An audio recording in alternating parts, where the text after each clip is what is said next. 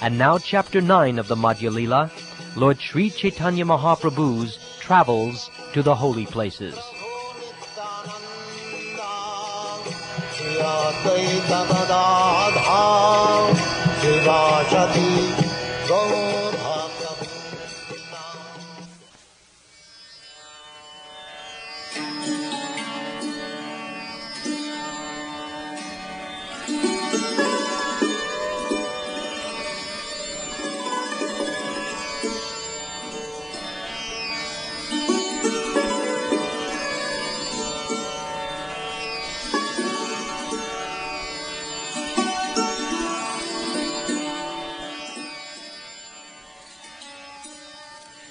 Lord Sri Chaitanya Mahaprabhu converted the inhabitants of South India.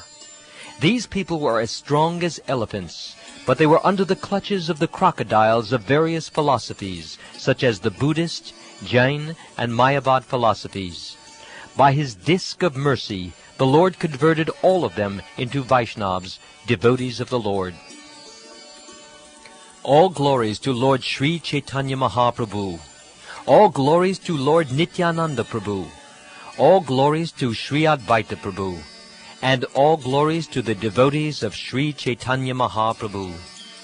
Sri Chaitanya Mahaprabhu's tour of South India was certainly very extraordinary, because he visited many thousands of places of pilgrimage there. When the Lord visited all these holy places, he converted many thousands of residents. Thus many people were delivered. Simply by touching the holy places, he made them into great places of pilgrimage. I cannot chronologically record all the places of pilgrimage visited by Lord Sri Chaitanya Mahaprabhu. I can only summarize everything by saying that the Lord visited all holy places, right and left, coming and going. Because it is impossible for me to record all these places in chronological order, I simply make a token gesture of recording them. As previously stated, all the residents of the villages visited by Lord Chaitanya became Vaishnavas and began to chant Hari and Krishna. In this way, in all the villages visited by the Lord, everyone became a Vaishnava, a devotee.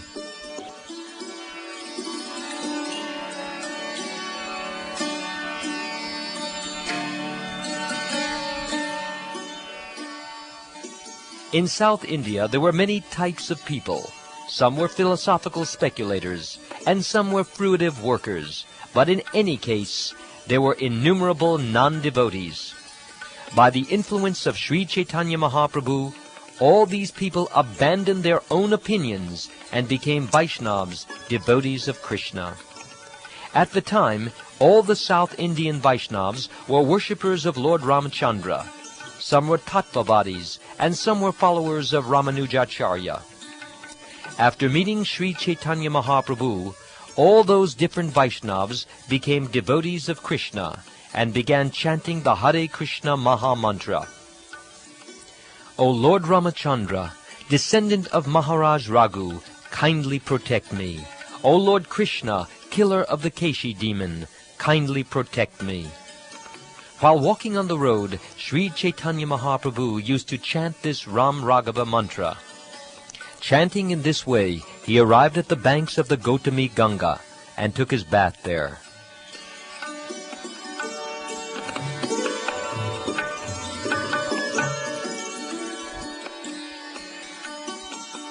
Sri Chaitanya Mahaprabhu then went to Mallikarjuna Tirtha and saw the deity of Lord Shiva there.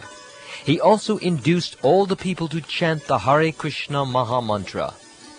There he saw Lord Madhava or Shiva, the servant of Lord Ram. He then went to Ahoval Nrsinga. After seeing the Ahoval Nrsinga deity, Chaitanya Mahaprabhu offered many prayers unto the Lord. He then went to Siddhavat, where he saw the deity of Ramachandra, the Lord of Sita Devi. After seeing the deity of Lord Ramachandra, the descendant of King Raghu, the Lord offered his prayers and obeisances.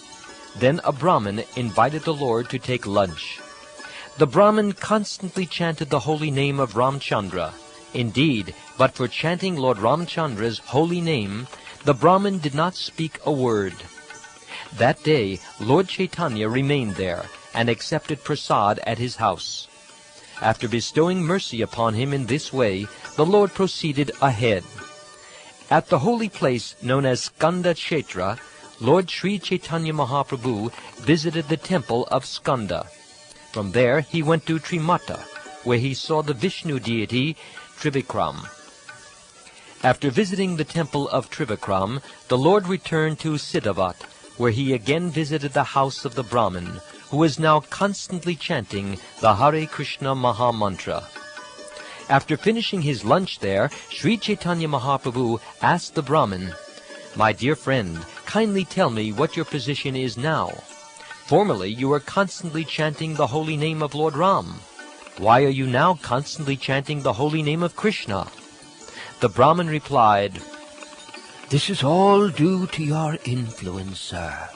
After seeing you, I have lost the long practice of my life. From my childhood, I have been chanting the holy name of Lord Ramachandra. But after seeing you, I began to chant the holy name of Lord Krishna. Since then, the holy name of Krishna has been tied to my tongue. Indeed, when I chant the holy name of Krishna, the holy name of Lord Ramachandra goes far, far away. From my childhood, I have been practicing this chanting and have been collecting the glories of the holy name from the revealed scriptures. The supreme truth is called Ram because the transcendentalists take pleasure in the unlimited true pleasure of spiritual existence. The word Krish is the attractive feature of the Lord's existence, and Na means spiritual pleasure. When the verb Krish is added to the affix Na, it becomes Krishna, which indicates the absolute truth. As far as the holy names of Ram and Krishna are concerned, they are on an equal level. But for further advancement, we receive some specific information from revealed scriptures.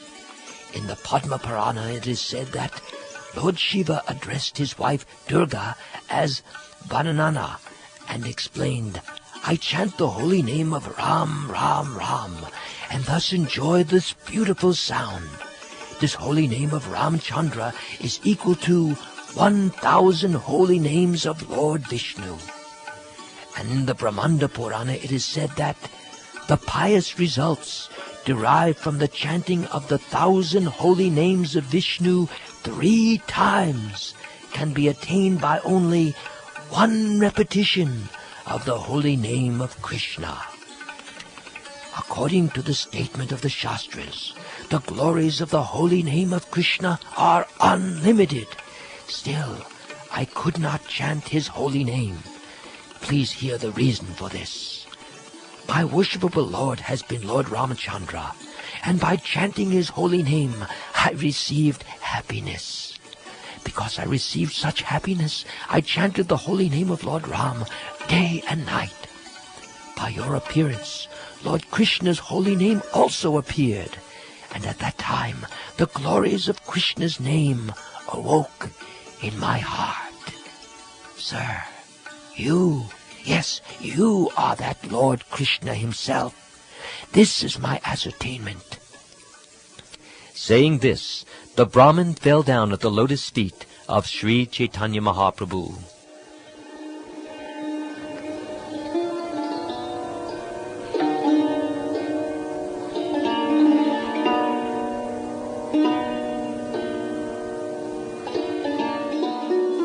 After showing mercy to the Brahmin, Lord Sri Chaitanya Mahaprabhu left the next day and arrived at Vridakashi, where he visited the temple of Lord Shiva.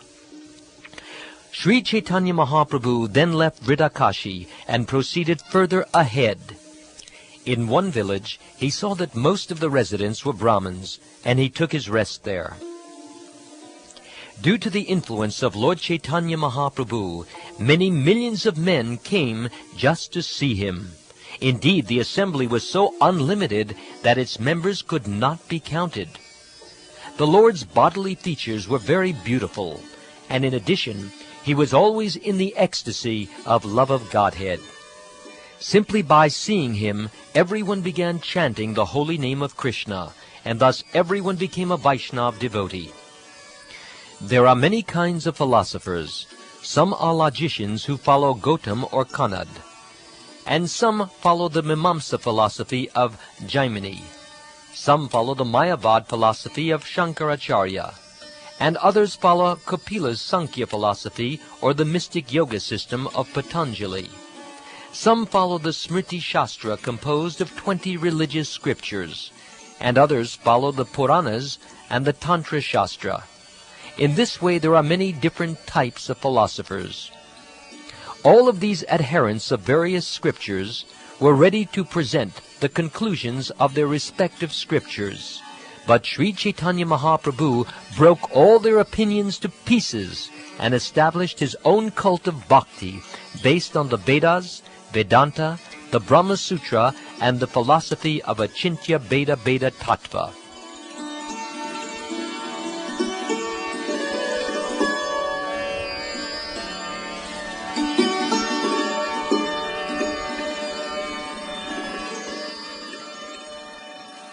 Sri Chaitanya Mahaprabhu established the devotional cult everywhere.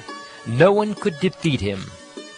Being thus defeated by Lord Sri Chaitanya Mahaprabhu, all these philosophers and their followers entered into his cult. In this way, Lord Chaitanya made South India into a country of Vaishnavas. When the non-believers heard of the erudition of Sri Chaitanya Mahaprabhu, they came to him with great pride, bringing their disciples with him. One of them was the leader of a Buddhist cult, and was a very learned scholar. To establish their 9 philosophical conclusions, he came before the Lord and began to speak. Although the Buddhists are unfit for discussion and should not be seen by Vaishnavas, Chaitanya Mahaprabhu spoke to them just to decrease their false pride. The scriptures of the Buddhist cult are chiefly based on argument and logic, and they contain 9 chief principles. Because Sri Chaitanya Mahaprabhu defeated them in their argument, they could not establish their cult. The teacher of the Buddhist cult set forth 9 principles, but Sri Chaitanya Mahaprabhu broke them to pieces with his strong logic. All mental speculators and learned scholars were defeated by Sri Chaitanya Mahaprabhu, and when the people began to laugh, the Buddhist philosophers felt both shame and fear.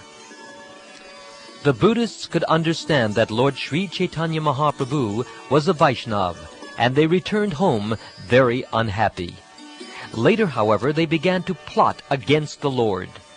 Having made their plot, the Buddhists brought a plate of untouchable food before Lord Sri Chaitanya Mahaprabhu and called it Mahaprasad. When the contaminated food was offered to Sri Chaitanya Mahaprabhu, a very large bird appeared on the spot, picked up the plate in its beak, and flew away. Indeed, the untouchable food fell upon the Buddhists, and the large bird dropped the plate on the head of the chief Buddhist teacher. When it fell on his head, it made a big sound. The plate was made of metal, and when its edge hit the head of the teacher, it cut him, and the teacher immediately fell to the ground, unconscious.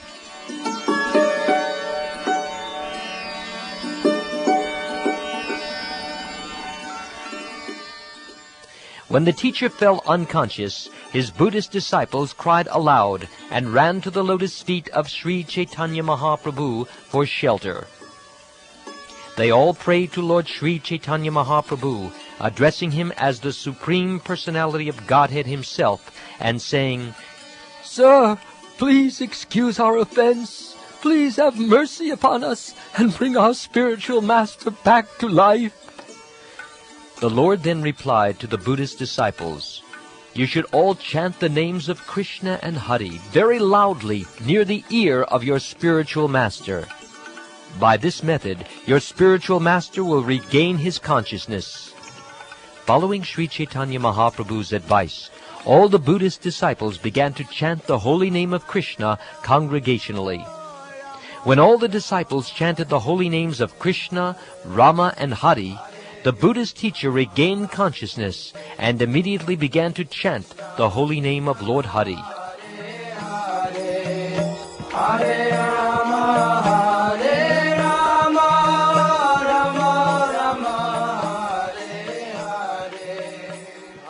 When the spiritual master of the Buddhists began to chant the holy name of Krishna and submitted to Lord Sri Chaitanya Mahaprabhu, all the people who were gathered there were astonished. Sri Chaitanya Mahaprabhu, the son of Shachi Devi, then suddenly and strangely disappeared from everyone's sight, and it was impossible for anyone to find him.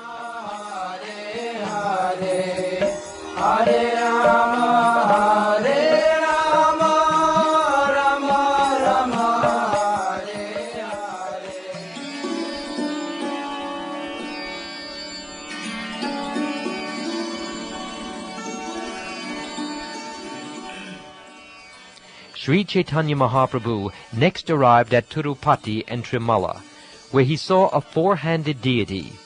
Then he next proceeded toward Vyankatat hill. After arriving at Tirupati, Lord Sri Chaitanya Mahaprabhu visited the temple of Lord Ramachandra. He offered his prayers and obeisances before Lord Ramachandra, the descendant of King Raghu. Everywhere Sri Chaitanya Mahaprabhu went, his influence astonished everyone. He next arrived at the temple of Pannarsingha. The Lord is so merciful. In great ecstatic love, Sri Chaitanya Mahaprabhu offered obeisances and prayers unto Lord Nrsimha. The people were astonished to see Lord Chaitanya's influence. Arriving at Shiva Kanchi, Chaitanya Mahaprabhu visited the deity of Lord Shiva. By his influence, he converted all the devotees of Lord Shiva into Vaishnavas. The Lord then visited a holy place known as Vishnu Kanchi. He saw there Lakshmi Narayan deities, and he offered his respects and many prayers to please them. When Sri Chaitanya Mahaprabhu stayed at Vishnu Kanchi for 2 days, he danced and performed kirtan in ecstasy. When all the people saw him, they were converted into devotees of Lord Krishna. After visiting Trimalaya, Chaitanya Mahaprabhu went to see Trikalahasti. It was there that he saw Lord Shiva and offered him all respects and obeisances. At Pakshitirtha, Lord Sri Chaitanya Mahaprabhu visited the temple of Lord Shiva. Then he went to the Vridhakola place of pilgrimage. At Vridhakola, Lord Sri Chaitanya Mahaprabhu visited the temple of Shvetavaraha, the white boar.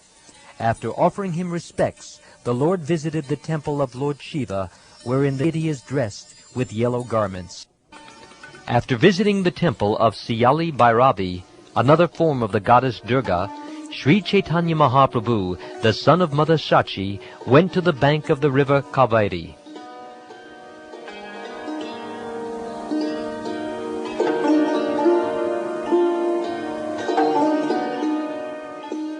The Lord then visited a place known as Gosamaj, where he saw Lord Shiva's temple.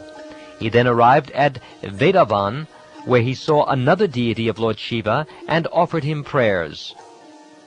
Seeing the Shiva deity named Amritalinga, Lord Chaitanya Mahaprabhu offered his obeisances. Thus he visited all the temples of Lord Shiva and converted the devotees of Shiva into Vaishnavas. At Devastan, Chaitanya Mahaprabhu visited the temple of Lord Vishnu, and there he talked with the Vaishnavas in the disciplic succession of Ramanujacharya. These Vaishnavas are known as Shri Vaishnavas. At Kumbhakarn Kapal, Sri Chaitanya Mahaprabhu saw a great lake, and then the holy place named Shiva-kshetra, where a temple of Lord Shiva is located. After visiting the holy place of Shiva-kshetra, Chaitanya Mahaprabhu arrived at Papanashan, and there saw the temple of Lord Vishnu. Then he finally reached Srirangakshetra. After bathing in the river Kaveri, Sri Chaitanya Mahaprabhu saw the temple of Ranganath and offered his ardent prayers and obeisances. Thus he felt himself successful.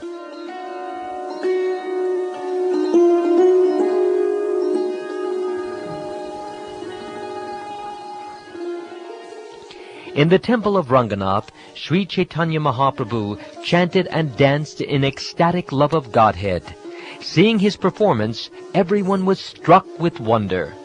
One Vaishnava, known as Vidyanagara, then invited Sri Chaitanya Mahaprabhu to his home with great respect. Sri Vidyanagara took Sri Chaitanya Mahaprabhu to his home. After he washed the Lord's feet, all the members of his family drank the water. After offering lunch to the Lord, Vidyanagara submitted that the period of Chaturmasya had already arrived. Vidyanagara said, "Please be merciful to me and stay at my house during Chaturmasya. Speak about Lord Krishna's pastimes and kindly deliver me by your mercy." Sri Chaitanya Mahaprabhu remained at the house of Vidyanagara for 4 continuous months. The Lord passed his days in great happiness, enjoying the transcendental mellow of discussing Lord Krishna's pastimes. While there, Sri Chaitanya Mahaprabhu took his bath in the river Kaveri and visited the temple of Sri Ranga. Every day the Lord also danced in ecstasy. The beauty of Lord Chaitanya's body and his ecstatic love of God were witnessed by everyone. Many people used to come to see him, and as soon as they saw him, all their unhappiness and distress vanished. Many hundreds of thousands of people from various countries came to see the Lord, and after seeing him, they all chanted the Hare Krishna Maha Mantra. Indeed, they did not chant anything but the Hare Krishna Maha Mantra, and all of them became Lord Krishna's devotees. Thus the general populace was astonished.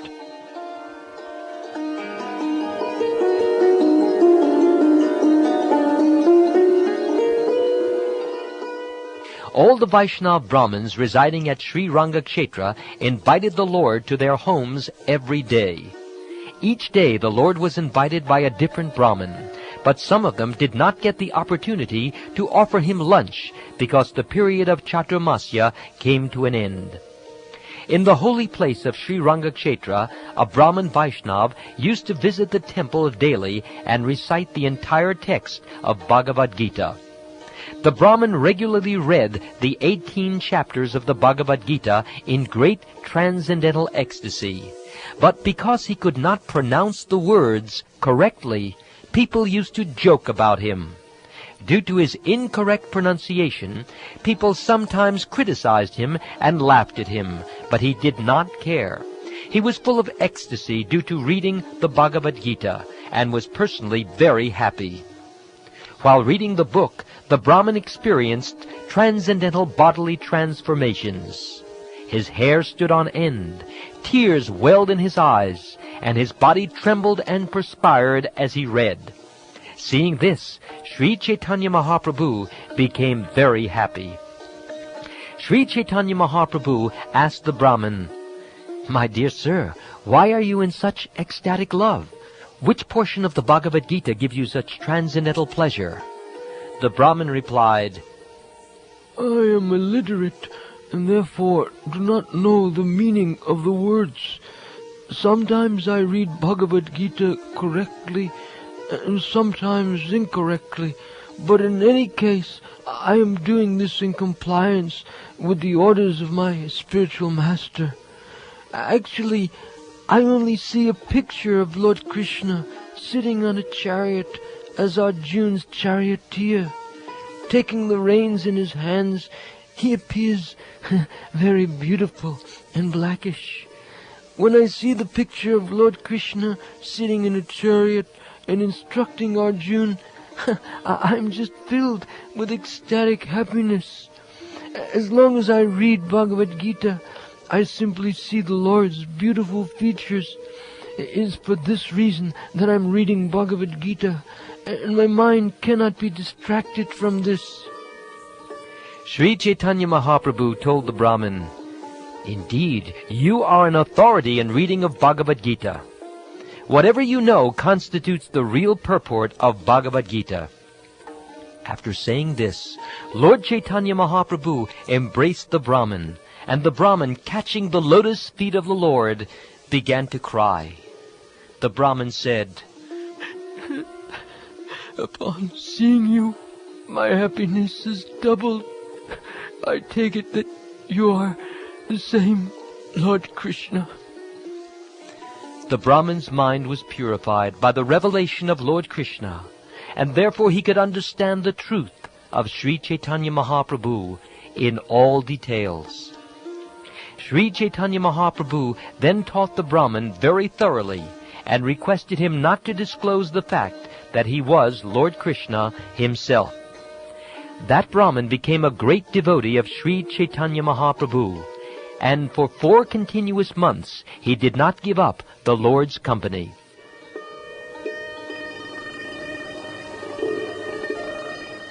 Sri Chaitanya Mahaprabhu remained at the house of Vidyanagara and constantly talked about Lord Krishna. In this way he was very happy. Being a Vaishnava in the Ramanuja Sampradaya, Vidyanagara worshipped the deity of Lakshmi and Narayan. Seeing his pure devotion, Sri Chaitanya Mahaprabhu was very satisfied. Constantly associating with one another, Sri Chaitanya Mahaprabhu and Vidyanagara gradually developed a friendly relationship. Indeed, sometimes they laughed and joked together.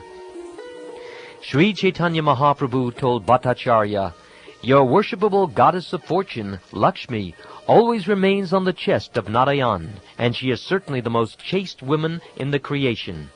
However, my lord is Lord Sri Krishna, a cowherd boy, who is engaged in tending cows. Why is it that Lakshmi, being such a chaste wife, wants to associate with my lord? Just to associate with Krishna, Lakshmi abandoned all transcendental happiness in Vaikuntha, and for a long time accepted vows and regulative principles and performed unlimited austerities." Chaitanya Mahaprabhu then quoted the wives of the Kaliya serpent and said, "O Lord, we do not know how the serpent Kaliya attained such an opportunity to be touched by the dust of your lotus feet.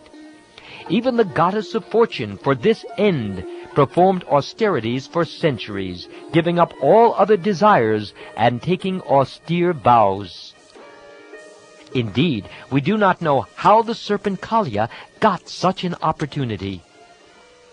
Vidyanagara then said, "Lord Krishna and Lord Narayan are one and the same, but the pastimes of Krishna are more relishable due to their sportive nature. Since Krishna and Narayan are both the same personality, Lakshmi's association with Krishna does not break her vow of chastity. Rather, it was in great fun that the goddess of fortune wanted to associate with Lord Krishna. According to transcendental realization, there is no difference between the forms of Narayan and Krishna. Yet in Krishna, there is a special transcendental attraction due to the conjugal mellow, and consequently, he surpasses Narayan. This is the conclusion of transcendental mellows. The goddess of fortune considered that her vow of chastity would not be damaged by her relationship with Krishna. Rather, by associating with Krishna, she could enjoy the benefit of the Ras dance. Mother Lakshmi, the goddess of fortune, is also an enjoyer of transcendental bliss.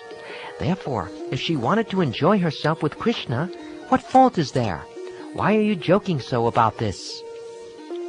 Lord Chaitanya Mahaprabhu replied, "I know that there is no fault on the part of the goddess of fortune, but still she could not enter into the Ras dance. We hear this from revealed scriptures.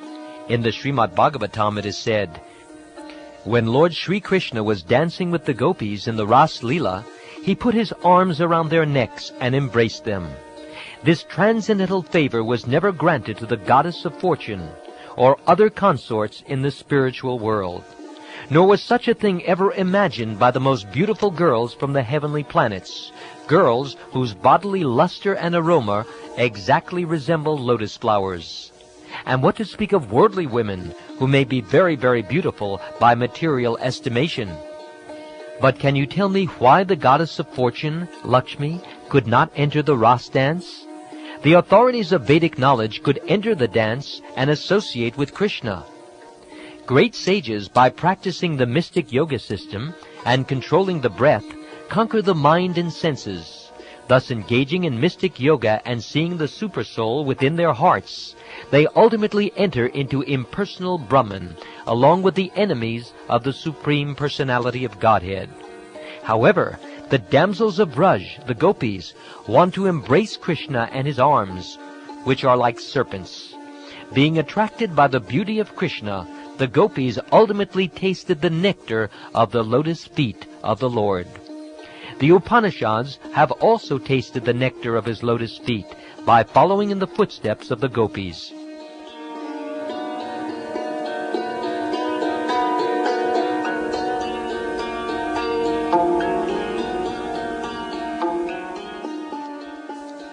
Having been asked by Chaitanya Mahaprabhu why the goddess of fortune could not enter into the Ras dance, whereas the authorities on Vedic knowledge could, Vidyanagara replied, "I cannot enter into the mysteries of this behavior." Vidyanagara then admitted, "I am an ordinary human being. Since my intelligence is very limited, and I am easily agitated, my mind cannot enter within the deep ocean of the pastimes of the Lord. You are the Supreme Personality of Godhead, Krishna himself. You know the purpose of your activities, and the person whom you enlighten can also understand your pastimes." The Lord replied, "Lord Krishna has a specific characteristic. He attracts everyone's heart by the mellow of his personal conjugal love. By following in the footsteps of the inhabitants of the planet known as Brajaloka or Goloka Vrindavan, one can attain the shelter of the lotus feet of Sri Krishna. However, in that planet, the inhabitants do not know that Lord Krishna is the Supreme Personality of Godhead. There, someone may accept him as a son and sometimes bind him to a grinding mortar.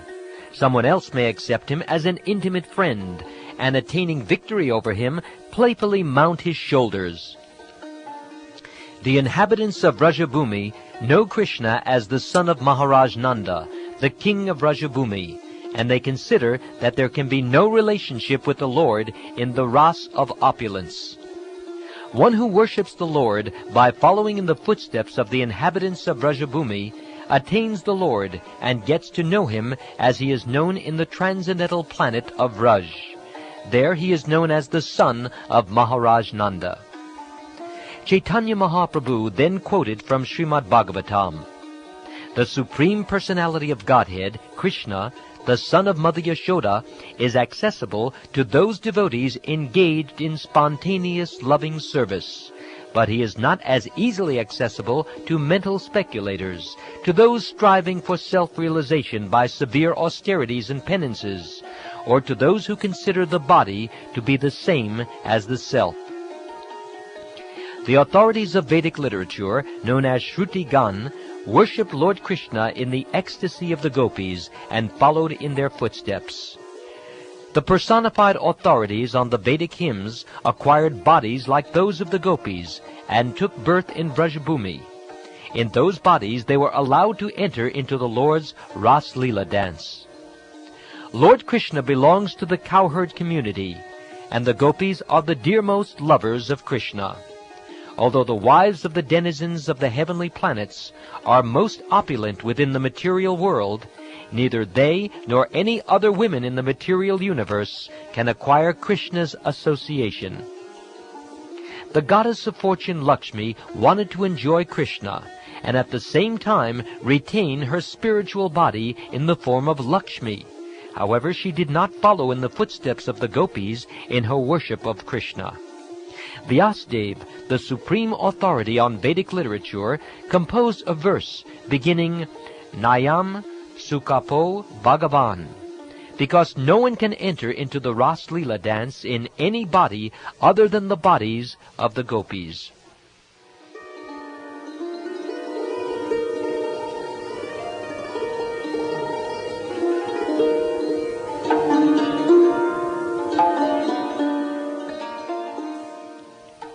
Before this explanation was given by Sri Chaitanya Mahaprabhu, Vidyanagara thought that Sri Narayan was the Supreme Personality of Godhead.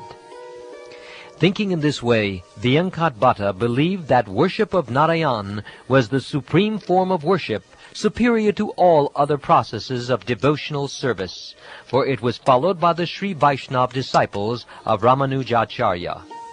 Sri Chaitanya Mahaprabhu had understood this misconception of Vyangkat-bhatta, and to correct it, the Lord talked so much in a joking way.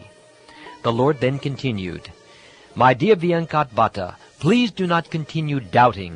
Lord Krishna is the Supreme Personality of Godhead, and this is the conclusion of Vedic literatures. Lord Narayan, the opulent form of Krishna, attracts the mind of the goddess of fortune and her followers. All these incarnations of Godhead are either plenary portions or parts of the plenary portions of the Purusha avatars. But Krishna is the Supreme Personality of Godhead himself. In every age, he protects the world through his different features when the world is disturbed by the enemies of Indra. Because Krishna has 4 extraordinary qualities not possessed by Lord Narayan, the goddess of fortune, Lakshmi, always desires his company." You have recited the shloka beginning with Siddhantatas Tvabede Pi.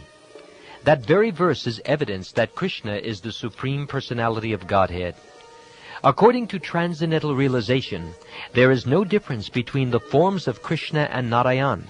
Yet in Krishna, there is a special transcendental attraction due to the conjugal mellow, and consequently, he surpasses Narayan. This is the conclusion of transcendental mellows. The Supreme Personality of Godhead, Krishna, attracts the mind of the goddess of fortune, but Lord Narayan cannot attract the minds of the gopis. This proves the super excellence of Krishna.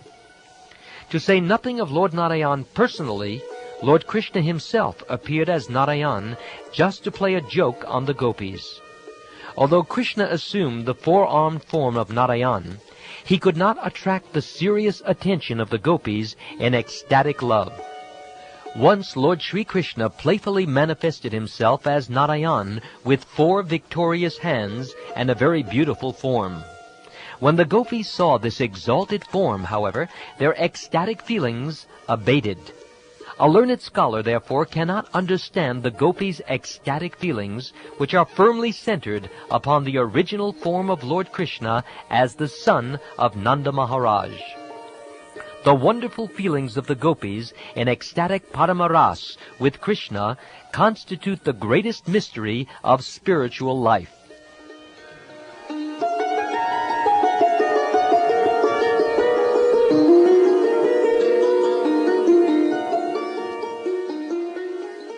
In this way, Lord Sri Chaitanya Mahaprabhu deflated the pride of Vyangkat-bhatta, but just to make him happy again, he spoke as follows. The Lord pacified Vyangkat-bhatta by saying, "Actually, whatever I have said is by way of jest. Now you can hear from me the conclusion of the Shastras, in which every Vaishnava devotee has firm faith.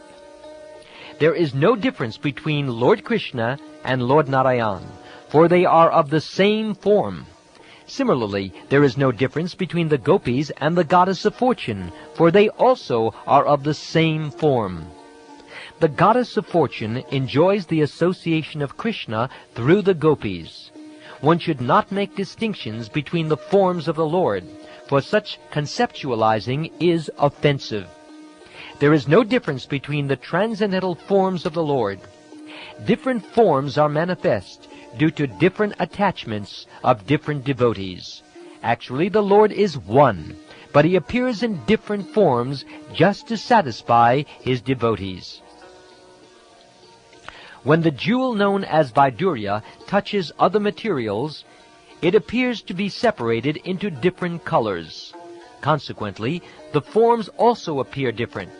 Similarly, according to the meditational ecstasy of the devotee, the Lord, who is known as Achyuta, or infallible, appears in different forms, although he is essentially one." Vyangkat-bhatta then said, "I am an ordinary fallen living entity, but you are Krishna, the Supreme Personality of Godhead himself. The transcendental pastimes of the Lord are unfathomable, and I do not know anything about them. Whatever you say, I accept as the truth. I have been engaged in the service of Lakshmi Narayan, and it is due to their mercy that I have been able to see your lotus feet. Out of your causeless mercy, you have told me of the glories of Lord Krishna. No one can reach the end of the opulence, qualities, and forms of the Lord. I can now understand that devotional service unto Krishna is the supreme form of worship. Out of your causeless mercy, you have made my life successful simply by explaining the facts. After saying this, Vidyanagara fell down before the lotus feet of the Lord, and the Lord, out of his causeless mercy, embraced him. When the period of Chaturmasya was completed, Sri Chaitanya Mahaprabhu took permission to leave Vidyanagara, and after visiting Sriranga, proceeded further towards southern India. Vidyanagara did not want to return home, but also wanted to go with the Lord. It was with great endeavor that Sri Chaitanya Mahaprabhu bade him farewell. When he did so, Vidyanagara fell down unconscious. Such are the pastimes of Lord Sri Chaitanya Mahaprabhu, the son of Mother Shachi, at Srirangakshetra.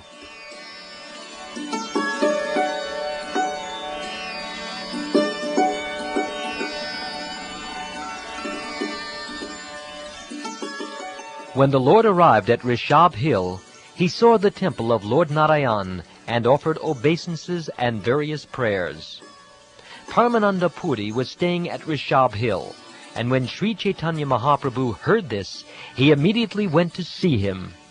Upon meeting Paramananda Puri, Sri Chaitanya Mahaprabhu offered him all respects, touching his lotus feet, and Paramananda Puri embraced the Lord in ecstasy. Sri Chaitanya Mahaprabhu stayed with Paramananda Puri in a Brahman's house where Paramananda Puri was residing. Both of them passed 3 days there discussing topics of Krishna. Paramananda Puri informed Sri Chaitanya Mahaprabhu that he was going to see Purushottam at Jagannath Puri. After seeing Lord Jagannath there, he would go to Bengal to bathe in the Ganges. Sri Chaitanya Mahaprabhu then told him, "Please return to Jagannath Puri, for I will return there very soon from Rameshwar or Setuband. It is my desire to stay with you, and therefore if you would return to Jagannath Puri, you would show great mercy unto me." After talking in this way with Paramananda Puri, the Lord took his permission to leave, and departed for southern India. The Lord himself was very pleased. Thus Paramananda Puri started for Jagannath Puri, and Sri Chaitanya Mahaprabhu began walking toward Sri Saila.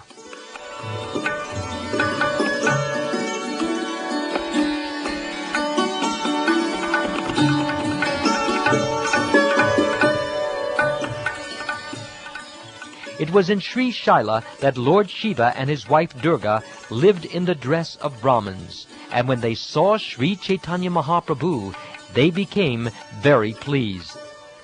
Lord Shiva, dressed like a Brahmin, gave alms to Sri Chaitanya Mahaprabhu and invited him to spend 3 days in a solitary place.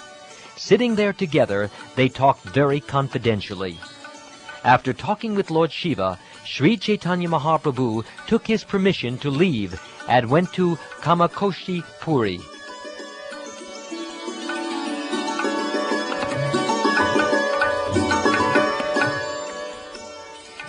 When Sri Chaitanya Mahaprabhu arrived at southern Mathura from Kamakosti, he met a Brahmin. The Brahmin who met Sri Chaitanya Mahaprabhu invited the Lord to his home. This Brahmin was a great devotee and authority on Lord Sri Ramachandra.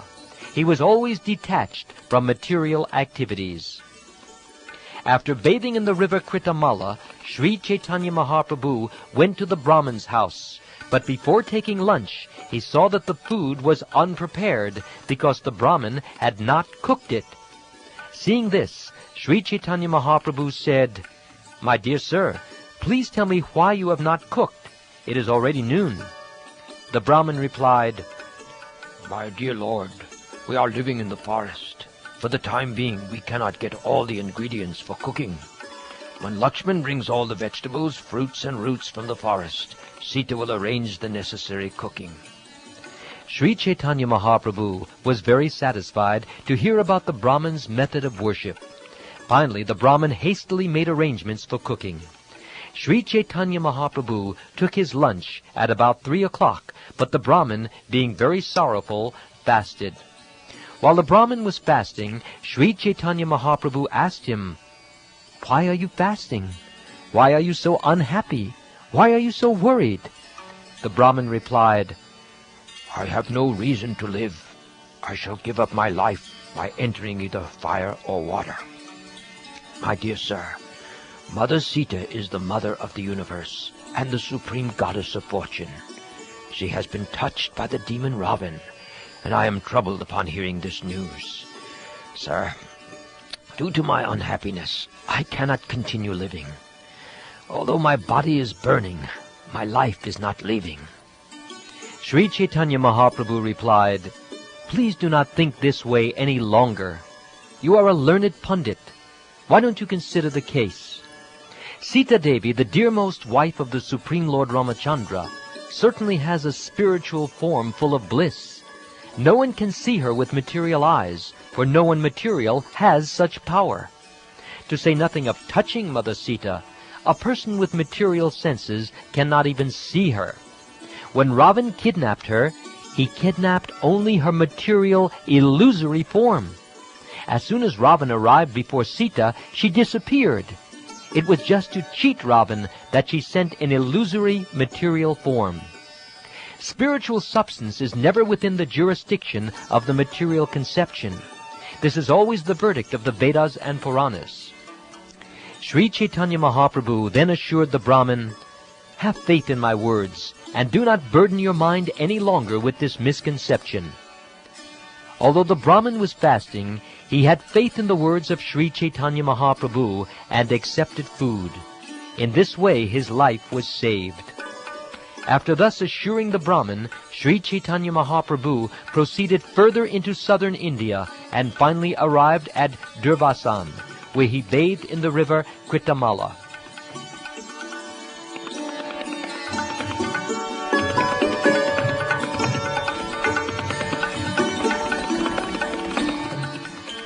At Durvasan, Sri Chaitanya Mahaprabhu visited the temple of Lord Ramachandra, and on the hill known as Mahendra Shail, he saw Lord Parasuram.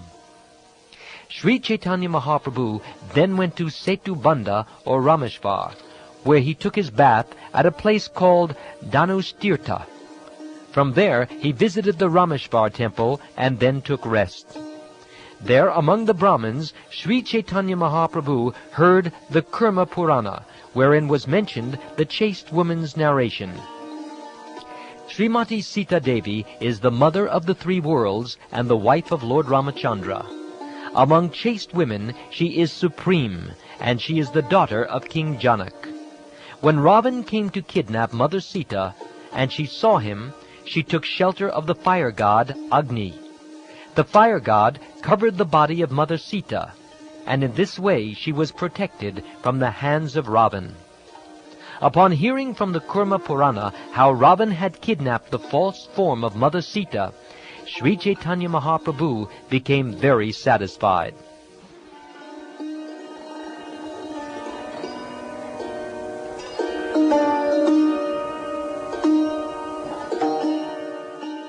The fire god Agni took away the real Sita and brought her to the place of Parvati, goddess Durga. An illusory form of Mother Sita was then delivered to Ravan, and in this way Ravan was cheated. After Ravan was killed by Lord Ramchandra, Sita Devi was brought before the fire. When the illusory Sita was brought before the fire by Lord Ramchandra, the fire god made the illusory form disappear and delivered the real Sita to Lord Ramchandra. When Sri Chaitanya Mahaprabhu heard this story, he was very pleased, and he remembered the words of Ramadas Vipra. Indeed, when Sri Chaitanya Mahaprabhu heard these conclusive statements from Kurma Purana, he felt great happiness. After asking the Brahmin's permission, he took possession of those manuscript scrolls. In this way, Sri Chaitanya Mahaprabhu received the old manuscript of the Kurma Purana. Since the Kurma Purana was very old, the manuscript was also very old. Sri Chaitanya Mahaprabhu took possession of the original leaves in order to have direct evidence. The text was copied onto a new scroll in order that the Purana be replaced.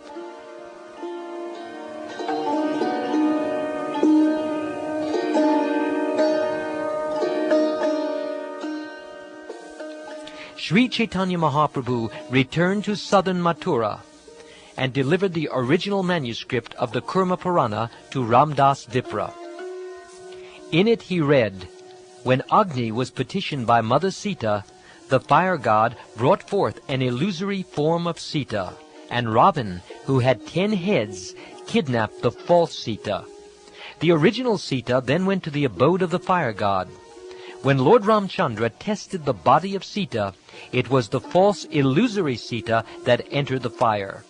At that time, the fire god brought the original Sita from his abode and delivered her to Lord Ramchandra." Ramadas Vipra was very pleased to receive the original scrolls of the Kurma Purana, and he immediately fell down before the lotus feet of Sri Chaitanya Mahaprabhu and began to cry. After receiving the manuscript, the Brahmin, being very pleased, said, "Sir, you are Lord Ramachandra himself, and have come in the dress of a sannyasi to give me audience. My dear sir, you have delivered me from a very unhappy condition. I request that you take your lunch at my place. Please accept this invitation. Due to my mental distress, I could not give you a very nice lunch the other day. Now, by good fortune, you have come again to my home." Saying this, the Brahmin very happily cooked food, and a first-class dinner was offered to Sri Chaitanya Mahaprabhu. Sri Chaitanya Mahaprabhu passed that night in the house of the Brahmin. Then, after showing him mercy, the Lord started toward Tamraparni in Pandya Desh.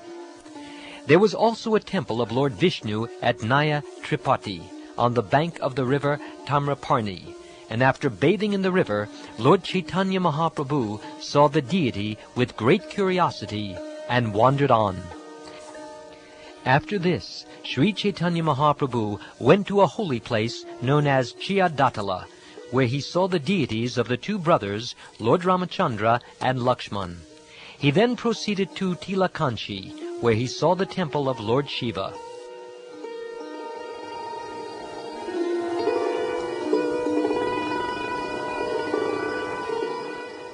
Lord Sri Chaitanya Mahaprabhu then visited the holy place named Gajendra Mokshan, where he went to a temple of Lord Vishnu.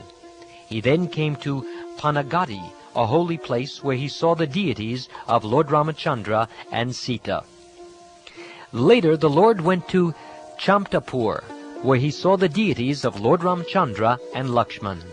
He then went to Sri Vaikunta and saw the temple of Lord Vishnu there. Sri Chaitanya Mahaprabhu then went to Malaya Parvat and offered prayers to Agastya Muni. He then visited a place known as Kanyakumari, or presently Cape Comorin. After visiting Kanyakumari, Sri Chaitanya Mahaprabhu came to Amilatala, where he saw the deity of Sri Ramachandra. Thereafter he went to a place known as Malara Desh, where a community of Bhattahadis, or nomads, lived. After visiting Malara Desh, Chaitanya Mahaprabhu went to Tamal Kartik, and then to Vetapani. There he saw the temple of Raghunath, Lord Ramachandra, and passed the night.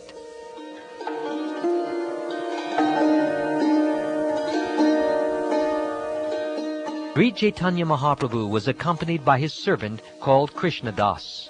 He was a Brahmin, but he met with the Bhattahadis there. The Bhattahadis allured the Brahmin Krishnadas, who was simple and gentle. By virtue of their bad association, they polluted his intelligence. The allured Krishnadas went to their place early in the morning. Just to find him out, the Lord also went there very quickly. Upon reaching their community, Sri Chaitanya Mahaprabhu asked the Bhattahadis, Why are you keeping my Brahman assistant? I am in the renounced order of life, and so are you. Yet you are purposefully giving me pain, and I do not see any good logic in this." Upon hearing Sri Chaitanya Mahaprabhu, all the Bhattaharis came running with weapons in their hands, desiring to hurt the Lord. However, their weapons fell from their hands and struck their own bodies. When some of the Bhattaharis were thus cut to pieces, the others ran away in the 4 directions. While there was much roaring and crying at the Bhattahari community, Sri Chaitanya Mahaprabhu grabbed Krishnadas by the hair and took him away. That very night, Sri Chaitanya Mahaprabhu and his assistant Krishnadas arrived at the bank of the Payasvini river. They took their bath and then went to see the temple of Adi Keshava.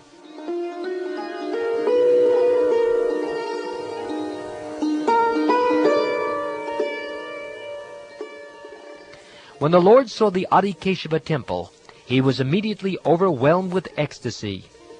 Offering various obeisances and prayers, he chanted and danced. All the people there were greatly astonished to see the ecstatic pastimes of Sri Chaitanya Mahaprabhu. They all received the Lord very well. In the temple of Adi Keshava, Sri Chaitanya Mahaprabhu discussed spiritual matters among highly advanced devotees. While there, he found a chapter of the Brahma-samhita. Sri Chaitanya Mahaprabhu was greatly happy to find a chapter of that scripture, and symptoms of ecstatic transformation, trembling, tears, perspiration, trance, and jubilation were manifest in his body. There is no scripture equal to the Brahma-samhita as far as the final spiritual conclusion is concerned. Indeed, that scripture is the supreme revelation of the glories of Lord Govinda, for it reveals the topmost knowledge about him. Since all conclusions are briefly presented in Brahma-samhita, it is essential among all the Vaishnava literatures. Sri Chaitanya Mahaprabhu copied the Brahma-samhita and afterwards, with great pleasure, went to a place known as Ananta Padmanabha.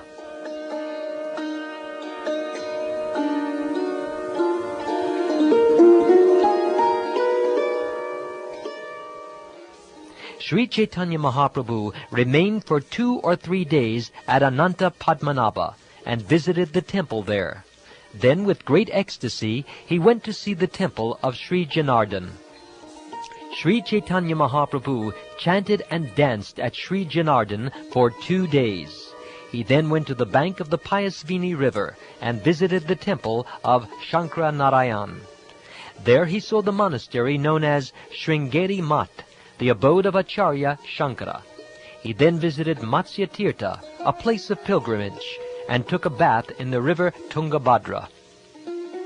Chaitanya Mahaprabhu next arrived at the place of Madhvacharya, where the philosophers known as Tattvavadis resided.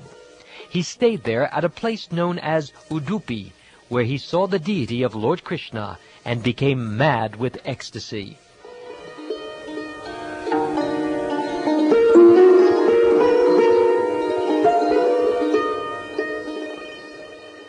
While at the Udupi monastery, Sri Chaitanya Mahaprabhu saw a dancing Gopal, a most beautiful deity. This deity appeared to Madhvacharya in a dream. Madhvacharya had somehow or other acquired the deity of Krishna from a heap of gopi chandan that had been transported in a boat. Madhvacharya brought this dancing Gopal deity to Udupi and installed him in the temple. To date, the followers of Madhvacharya, known as Tattvavadis, worship this deity. Sri Chaitanya Mahaprabhu received great pleasure in seeing this beautiful form of Gopal. For a long time he danced and chanted in ecstatic love. At first sight, the Tattvavadi Vaishnavas considered Sri Chaitanya Mahaprabhu a Mayavadi sannyasi. Therefore they did not talk to him. Later, after seeing Sri Chaitanya Mahaprabhu in ecstatic love, they were struck with wonder. Then, considering him a Vaishnava, they gave him a nice reception. Sri Chaitanya Mahaprabhu could understand that the Tattvavadis were very proud of their Vaishnavism. He therefore smiled and began to speak to them. Considering them very proud, Chaitanya Mahaprabhu began his discussion.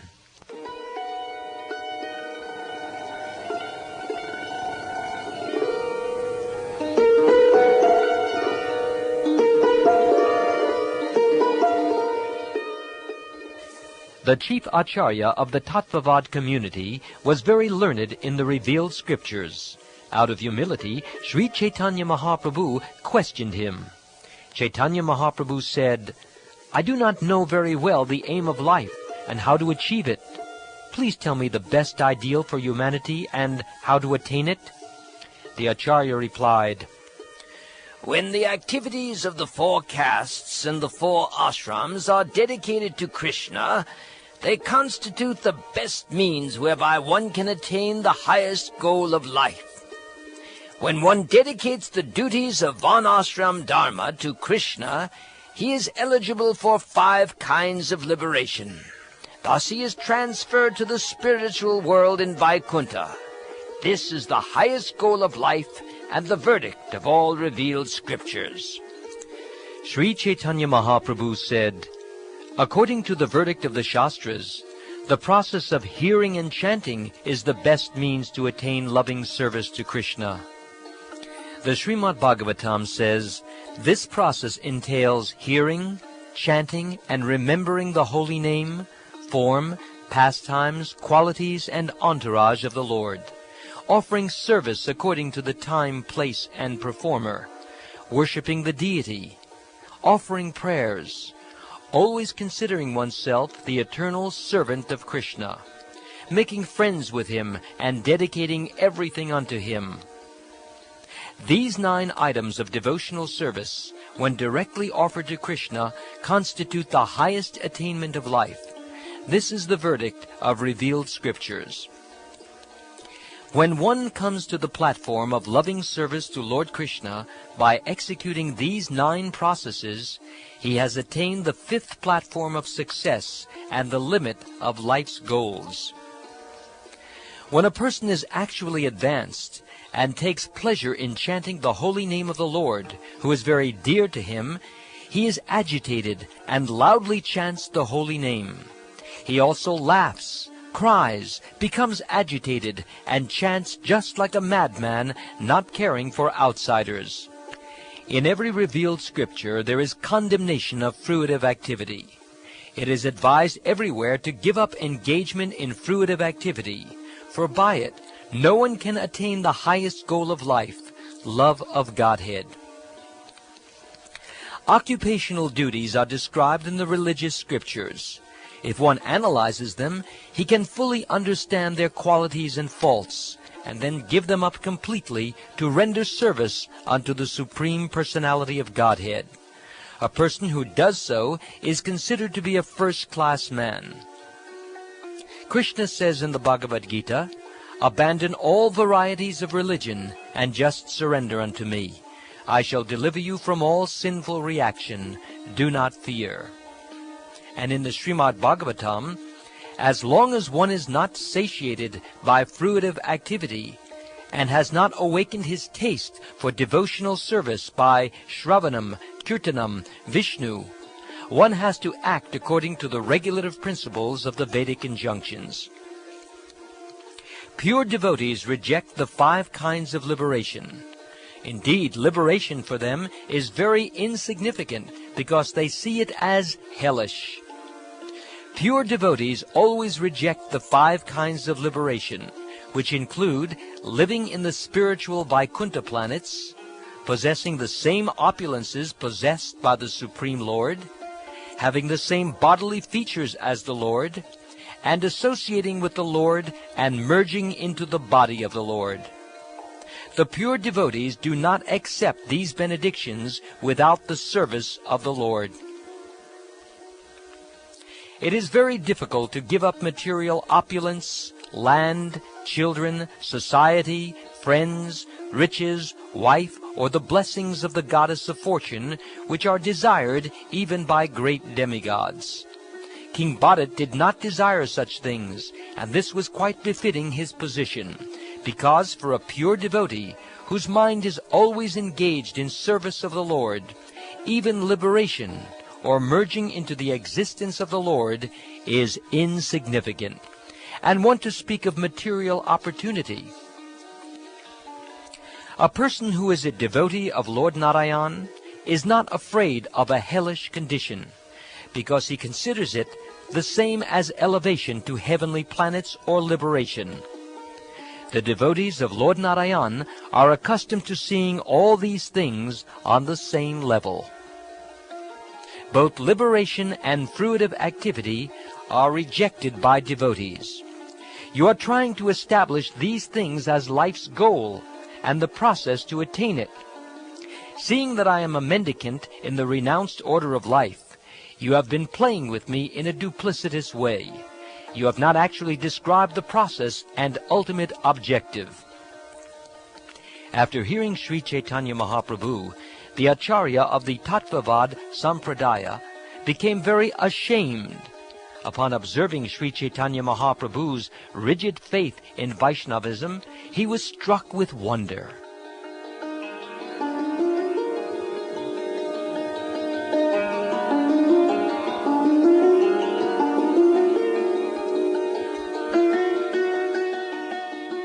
The Tattvavadi Acharya replied, "What you have said is certainly factual. It is the conclusion of all the revealed scriptures of the Vaishnavas. Still, whatever Madhvacharya has ascertained to be the formula for our party, we practice it as a party policy." Sri Chaitanya Mahaprabhu said, "Both the fruitive worker and the speculative philosopher are considered non-devotees. We see both elements present in your sampradaya. The only qualification that I see in your sampradaya is that you accept the form of the Lord as truth." Thus Sri Chaitanya Mahaprabhu broke the pride of the Tattvavadis to pieces. He then went to the holy place known as Palgu Tirtha. Sri Chaitanya Mahaprabhu, the son of Mother Shachi, went to Tritakupa, and after seeing the Vishala deity there, he went to the holy place known as Panchapshara Tirtha.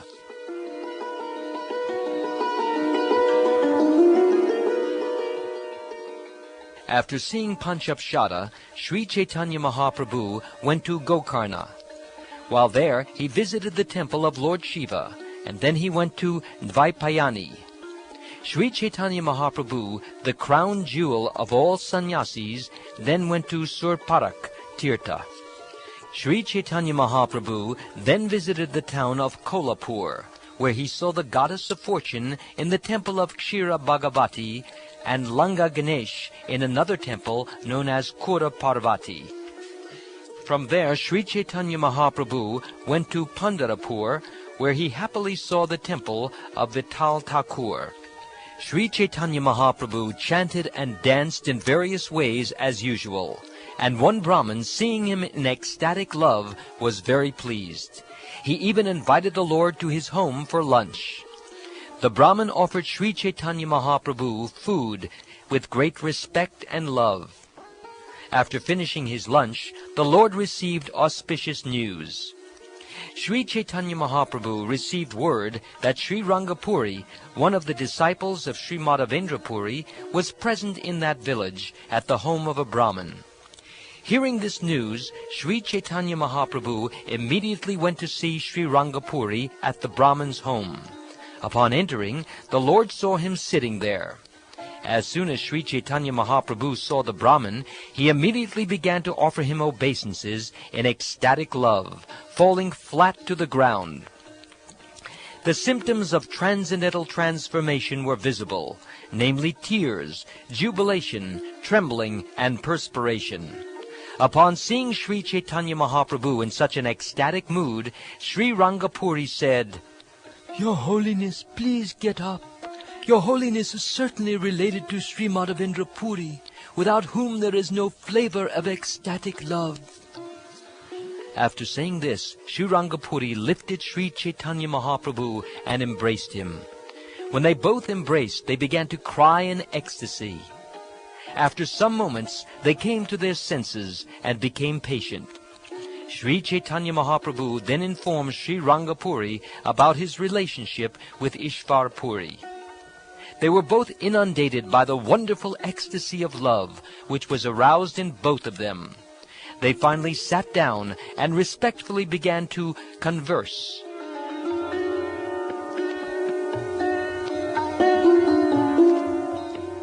In this way, they discussed topics about Lord Krishna continuously for 5 to 7 days. Out of curiosity, Srirangapuri asked Sri Chaitanya Mahaprabhu about his birthplace, and the Lord informed him that it was Navadvip Dham. Srirangapuri had formerly gone to Navadvip with Sri Madhavendra Puri, and he therefore remembered the incidents that took place there. As soon as Srirangapuri recalled Navadvip, he also recalled accompanying Sri Madhavendra Puri to the house of Jagannath Mishra, where he took lunch. He even remembered the taste of an unprecedented curry made of banana flowers. Srirangapuri also remembered the wife of Jagannath Mishra. She was very devoted and chaste. As for her affection, she was exactly like the mother of the universe. He also remembered how Sri Jagannath Mishra's wife, Shachi Mata, was expert in cooking. He recalled that she was very affectionate toward the sannyasis and fed them exactly like her own sons. Srirangapuri also understood that one of her deserving sons accepted the renounced order at a very young age. His name was Shankararanya. Srirangapuri informed Sri Chaitanya Mahaprabhu that in this holy place, Pandharpur, the sannyasi named Shankararanya attained perfection. Sri Chaitanya Mahaprabhu said, "In my previous ashram, Shankararanya was my brother, and Jagannath Mishra was my father." After finishing his talks with Sri Chaitanya Mahaprabhu, Srirangapuri started for Dwarkadam.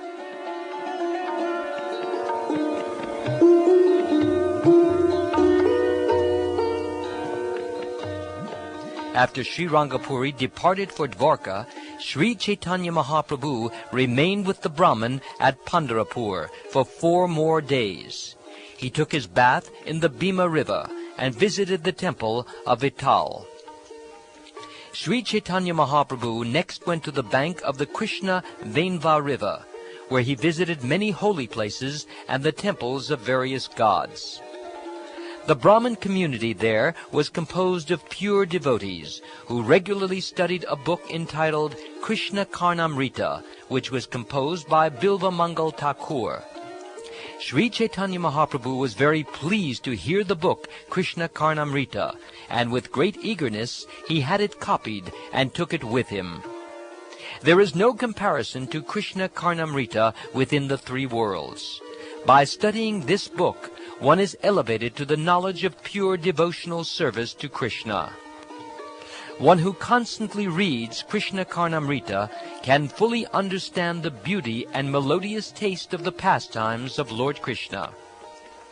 The Brahma-samhita and Krishna-caritamrta were 2 books that Sri Chaitanya Mahaprabhu considered to be most valuable jewels. Therefore, he took them with him on his return trip.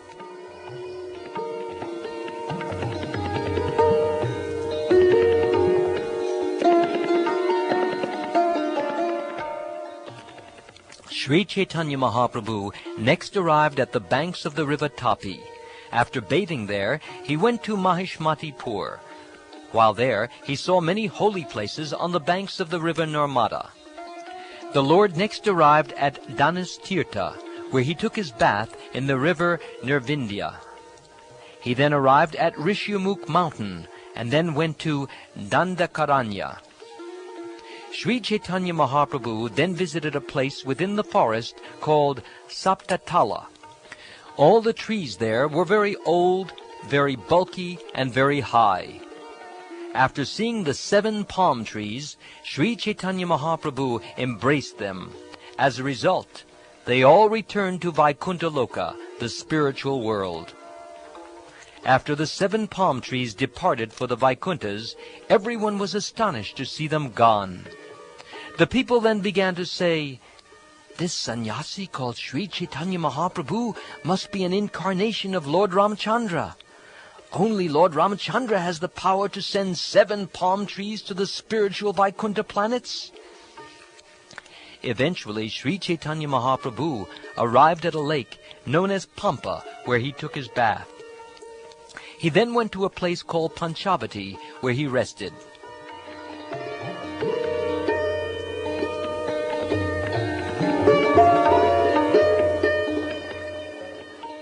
Sri Chaitanya Mahaprabhu then visited Nasik, where he saw the deity Trayambak.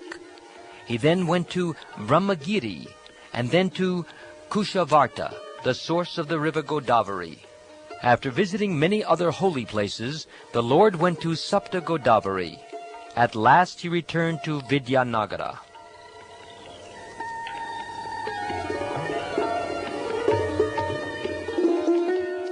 When Ramananda Roy heard of Sri Chaitanya Mahaprabhu's arrival, he was very pleased, and he immediately went to see him.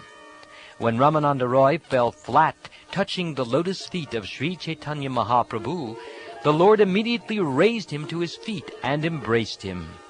In great ecstatic love, they then both began to cry, and thus their minds were slackened. After some time, they both regained their senses and sat together to discuss various subjects.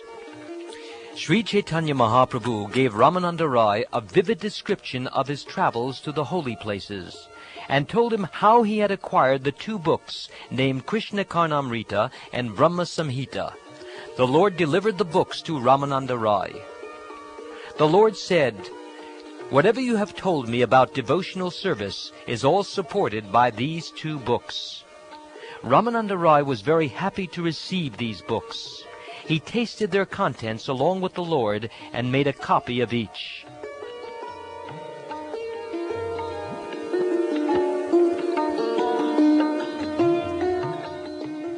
News spread in the village of Vidyanagara about Sri Chaitanya Mahaprabhu's arrival, and everyone came to see him once again.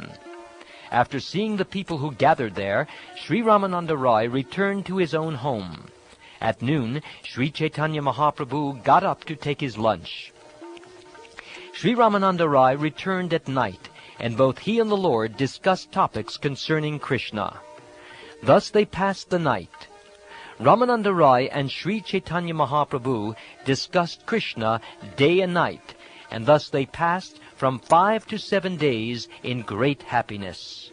Ramananda Roy said, "My dear Lord, with your permission, I have already written a letter to the king with great humility. The king has already given me an order to return to Jagannath Puri, and I am making arrangements to do this." Sri Chaitanya Mahaprabhu then said, "It is for this purpose alone that I have returned. I want to take you with me to Jagannath Puri." "My dear Lord, it is better that you proceed to Jagannath Puri alone, because with me there will be many horses and elephants and soldiers all roaring tumultuously. I shall make arrangements within 10 days. Following you, I shall go to Nilachal without delay." Giving orders to Ramananda Roy to come to Nilachal, Sri Chaitanya Mahaprabhu departed for Jagannath Puri with great pleasure. Sri Chaitanya Mahaprabhu returned by the same road he formerly took to Vidyanagara, and all the Vaishnavas along the way saw him again. Wherever Sri Chaitanya Mahaprabhu went, the holy name of Sri Hari was vibrated. Seeing this, the Lord became very happy. When the Lord reached Alalanath, he sent his assistant Krishnadas ahead to call for Nityananda and other personal associates. As soon as Nityananda received the news of Sri Chaitanya Mahaprabhu's arrival, he immediately got up and started out to see him. Indeed, he was very impatient in his great ecstasy. Sri Nityananda Rai, Jagadananda, Damodar Pandit, and Mukunda all became ecstatic in their happiness, and dancing along the way, they went to meet the Lord. Gopinath Acharya also went in a very happy mood. They all went to meet the Lord, and they finally contacted him on the way. The Lord was also filled with ecstatic love, and he embraced them all. Out of their love, they began to cry with pleasure.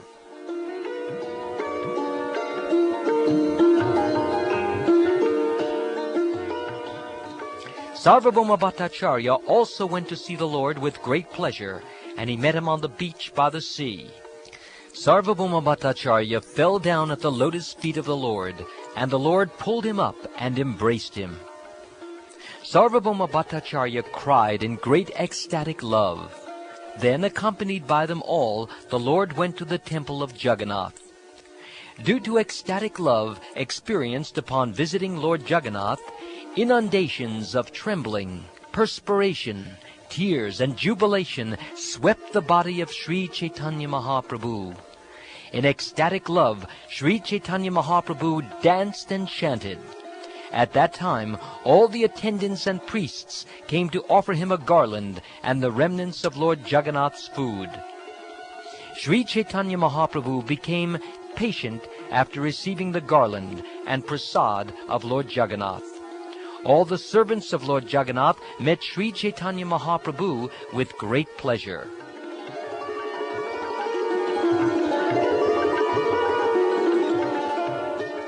Afterward, Kashi Mishra came and fell down at the lotus feet of the Lord, and the Lord respectfully embraced him. Sarvabhauma Bhattacharya then took the Lord with him to his home, saying, "Today's luncheon will be at my home." In this way he invited the Lord. Sarvabhauma Bhattacharya brought various types of food remnants that had been left by Lord Jagannath. He brought all kinds of cakes and condensed milk preparations. Accompanied by all his associates, Sri Chaitanya Mahaprabhu went to Sarvabhauma Bhattacharya's house and took his noon lunch there. After offering food to Sri Chaitanya Mahaprabhu, Sarvabhauma Bhattacharya made him lie down to rest, and he personally began to massage the legs of the Lord. Sri Chaitanya Mahaprabhu then sent Sarvabhauma Bhattacharya to take his lunch, and the Lord remained that night in his home just to please him. Sri Chaitanya Mahaprabhu and his personal associates remained with Sarvabhauma Bhattacharya. They stayed awake the entire night, hearing the narration of the Lord's pilgrimage. The Lord told Sarvabhauma Bhattacharya, "I have traveled to many holy places, but I could not find a Vaishnava as good as you anywhere. I received much pleasure from the talks of Ramananda Roy." Bhattacharya replied, "For this reason I requested that you meet him."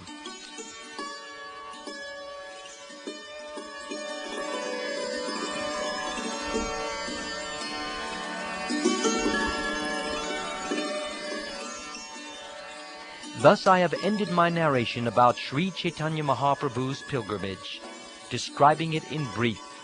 It cannot be described very broadly.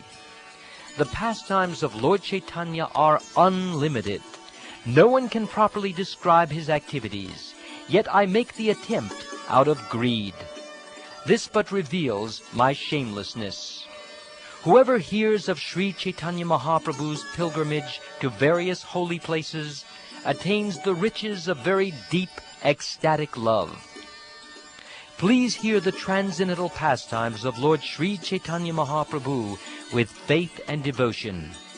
Giving up envy of the Lord, everyone chant the Lord's holy name, Hari. In this age of Kali, there are no genuine religious principles. There are only the Vaishnava devotees and the Vaishnava devotional scriptures. This is the sum and substance of everything. The pastimes of Sri Chaitanya Mahaprabhu are just like an unfathomable ocean. It is not possible for me to enter into them. Simply standing on the shore, I am but touching the water. Whoever hears the pastimes of Sri Chaitanya Mahaprabhu with faith, analytically studying them, attains the ecstatic riches of love of Godhead. Praying at the lotus feet of Sri Rupa and Sri Raghunath, and always desiring their mercy, I, Krishnadas, narrate Sri Caitanya-caritamrta, following in their footsteps.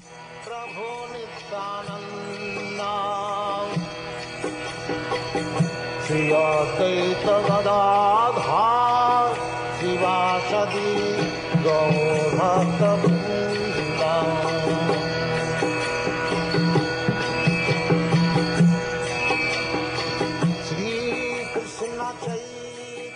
This ends chapter 9 of the Madhya Lila. Lord Chaitanya travels to the holy places.